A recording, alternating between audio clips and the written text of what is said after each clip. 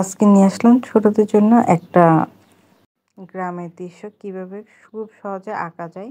আমি আজকে এঁকে ফেললাম 2টা ঘর দিয়ে একটা মানুষ মাথায় বোঝা করে নিয়ে যাচ্ছে। আমাদের সচরাচর গ্রামে কিন্তু এমনই হয়। আমিও আজকে তাই আপনাদের সামনে উপস্থাপন করলাম কিভাবে একটা গ্রাম বাংলা খুব সহজে দৃশ্য আঁকা যায়, একটা মানুষ খুব সহজে আঁকা যায়।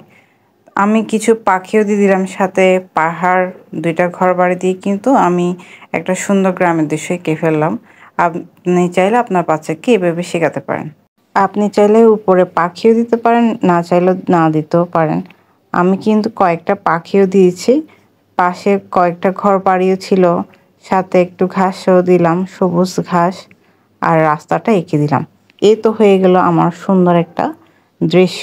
আমি আমার বাচ্চাকে কিন্তু এভাবে, আপনাদের বাচ্চাকেও এভাবে কী করতে পারেন, দৃশ্য আঁকা শেখাতে পারেন। আর আমার ভিডিওটি ভালো লাগলে অবশ্যই শেয়ার করে দিবেন। ধন্যবাদ।